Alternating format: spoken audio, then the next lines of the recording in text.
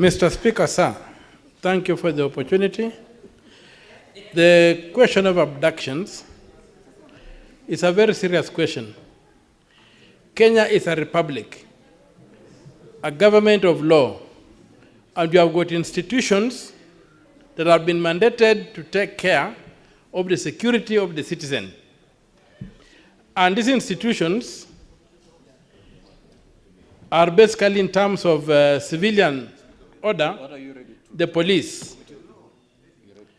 Our streets cannot be an area where people can abduct others, disappear others, run illegitimate detention centers, and then release them, and there are no consequences. When these people are released, Mr. Speaker, sir, I have not heard of any incident whereby the abductees have been guaranteed security and the government security apparatus summoned them to a debriefing to try and identify where they were being held and why they were being held. And that points to collusion by the police in the ongoing abductions. To make matters worse, Mr. Speaker, sir, it's a matter of fact that the capacity of the police to investigate this kind of activities, if at all they involve the police forces, has greatly been eroded. And this was done deliberately under the last command of Inspector General Koome, whereby officers who are trained to deal with this kind of matters and who are housed at the internal affairs internal affairs unit of the National Police Service were systematically transferred out of station. The unit was starved of funds, and it's a pale shadow of what it was when it was set up, with the intention that should any security forces step out of the law, they would be dealt with by the fellow policemen.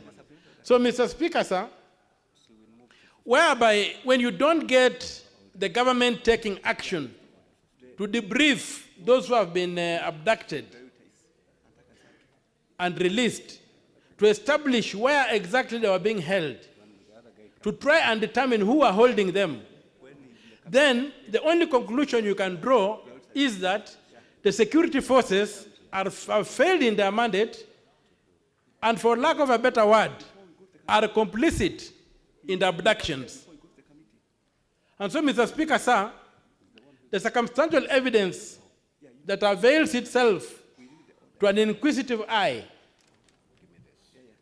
is that our abductions are being conducted either by the police or with the full knowledge of the police command. And what is the point of order, Senator Fernandez?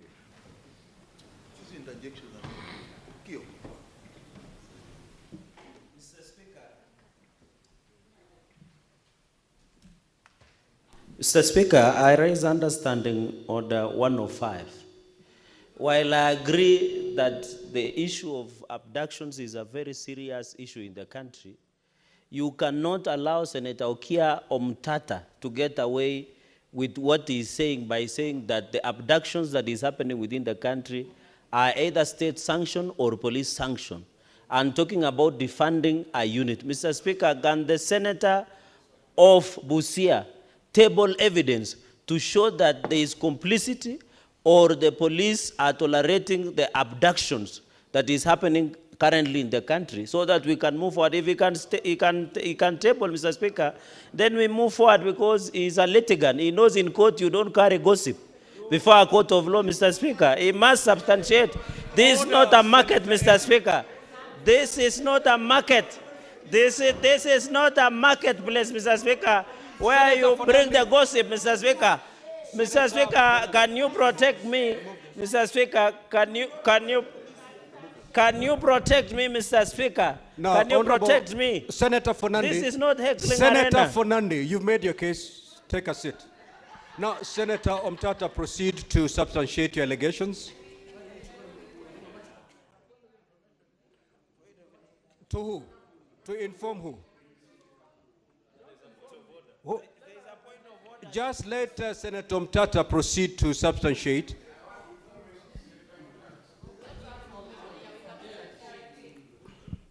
You want to inform me? Yes, the issue is the word substantiate. It seems to be an exciting word to some people in this house. When I submitted, I said circumstantial evidence, and I pointed to the circumstantial evidence that I was saying should not be ignored. The circumstantial evidence that none of the people who have been abducted and released has been called to the police for debriefing to establish what has happened. Mr. Speaker, is being selective. Number two, Being selective. Number two, is a statement of fact, and there would have even been complaints about the funding of the internal affairs unit of the police. Which evidence? Point number three, the internal affairs unit You can't allow this. has had its officers transferred, and this happened under Inspector General Kome. Point of order, Mr. Speaker. So, as far as I'm concerned, you don't substantiate the obvious. Mr. Speaker, point of order. We'll table the evidence. This guy is not human resource. You cannot table evidence that something did not happen. Mr. Speaker, he's not human resource. You cannot. Yes. You're not going to exchange with the senator for that. I'm not exchanging, I'm talking to the chair. I'm choosing not to listen to a heckler. I'm in charge of this house, and if you need protection, I'll give it to you. Just proceed. Mr. Speaker, sir, thank you very much. The issue is, I cannot substantiate what did not happen. I said the police have never called any of the people who were abducted and released to a debriefing for them to tell them where have these people been. The only thing that can happen is for Senator Cherargei to come up with evidence that the police have done that. When I say it has never happened, you cannot ask me to substantiate what never happened. No, you are being clever by half, Mr. Speaker. I'm a clever man. Clever by half. Senator Fernandez, I'm cautioning you. So, I have not said anything that requires substantiation. Conclude, Senator Omatah. So, Mr. Speaker, sir, the issues of abductions are very serious matters, and we need, as a house, maybe to have a special sitting where we can summon our security forces, because recently it was reported in the media that the Inspector General of Police said he was not aware of who was abducting people. Yes. So we need them to be summoned to this house to come and tell us why the police has lost control of the security of this country. Your 3 minutes time is up. Thank you, Mr. Speaker, sir. I have nothing else to submit. I'm happy to see the majority leader very calm. Now, Honorable Senator